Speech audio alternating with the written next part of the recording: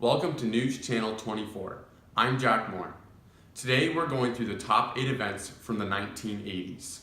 If you disagree with our list, please leave a comment below. Hope you enjoy.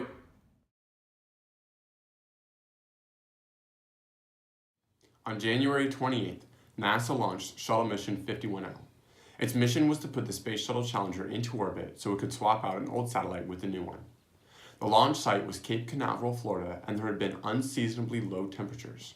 With an unwillingness to wait for the weather to cooperate, NASA went ahead with their flight plan. The launch had already been delayed several days due to issues getting the previous shuttle mission back on the ground and because of the thick layers of ice that had been accumulating on the launch pad. Flight commenced at 11:38, and 73 seconds into flight, the Challenger space shuttle and its rocket exploded, killing all 7 astronauts on board. Challenger Commander Dick Scobie, pilot Michael Smith, mission specialist Judy Resnick, Ronald McNair, and Ellison Onizuka, payload specialist Gregory Jarvis, and teacher Krista McAuliffe were all killed. Following this tragedy, NASA underwent an extreme investigation into the cause of the accident. One of the first major shortcomings was that NASA had never launched a shuttle in that cold of weather and had also not tested their equipment to see how it reacted with the cold weather. NASA had been overlooking small mishaps and assuming that the vehicles and equipment could handle the pressure and conditions of multiple missions. NASA's goal of launching 24 missions per year had technicians and personnel overworking and overlooking flawed designs and methods. The real cause of the Challenger disaster was the O-rings that kept the liquid hydrogen and liquid oxygen separate. Because of the freezing temperatures, the rubber O-rings had lost durability and could not keep the fuel safely enclosed in its containers. Less than a minute into flight, flames began to erode the supports for the fuel canisters, and 20 seconds later they collapsed and exploded. While NASA was blamed as a whole for the errors and flaws that caused this, the manufacturer who supplied the O-rings to NASA was also reprimanded for not thoroughly testing their materials. The disaster was NASA's worst accident to date. Good morning. If you're wondering why I'm decked out in USA Gear, it is because today is the 2-year anniversary of the most dramatic upset in hockey history. On February 22, 1980, the U.S. hockey team beat Russia in an Olympic match. The 1980 Olympic Games took place in Lake Placid, New York, so the Americans were able to compete on their own soil. The Soviets were known as the best in the world up until their defeat. 10,000 spectators gathered around to watch this historical match. 3 days before the Olympic match, the Americans and Soviets played, and the Soviets won by 7 goals. The score was 10-3. Heading into the match, the U.S. was seeded 7th and had won 4 games and tied twice. The Soviets, however, were seeded 1st and had been undefeated. They carried 4 Olympic golds since 1964, so they were obviously destined to win.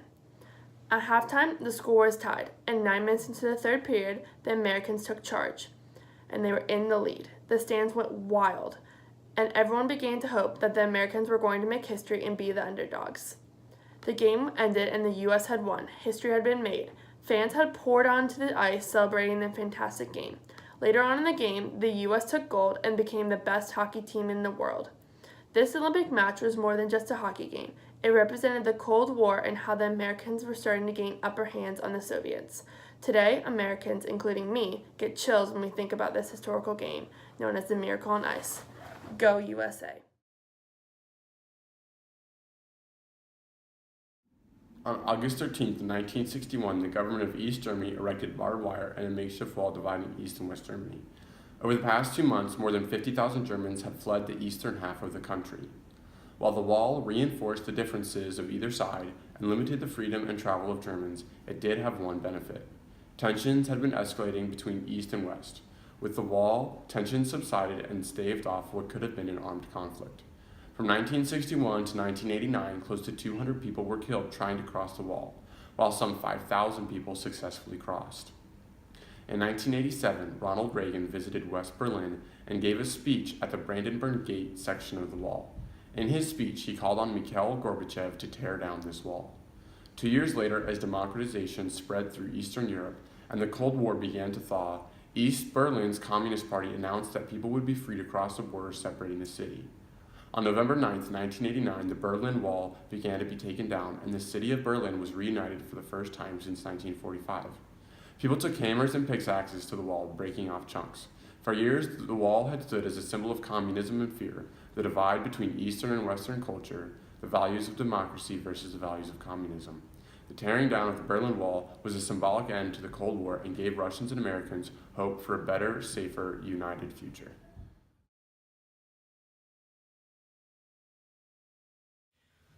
Welcome, Mr. Schwarzenegger. It's a pleasure having you on the show today. Thank you. It's a pleasure being here. Mr. Schwarzenegger, you are known to be one of the most important people in the entertainment world. How was life like before this? Well, I moved here when I was 21. I was born in Austria. Life in Austria was very different. I got into bodybuilding soon after I moved here. You've earned many titles so far, including 5 Mr. Universe titles and 7 Mr. Olympia titles. How does it feel being one of the strongest men in the world?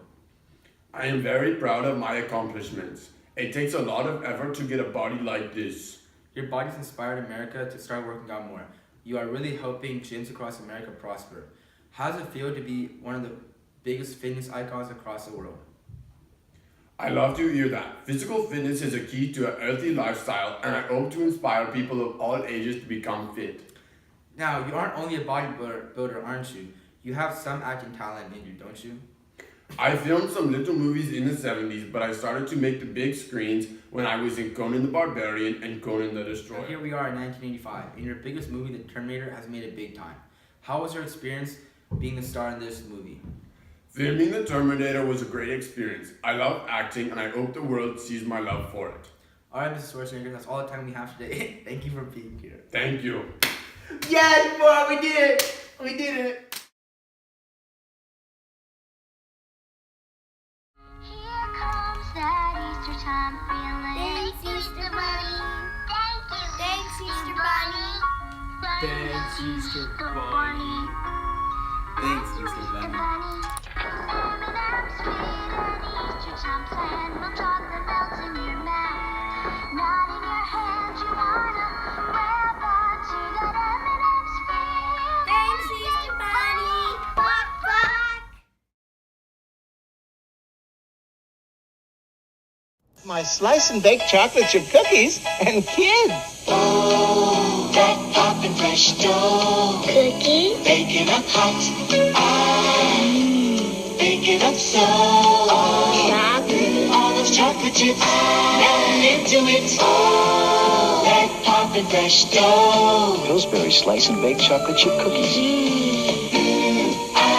Oh, poppin' fresh dough.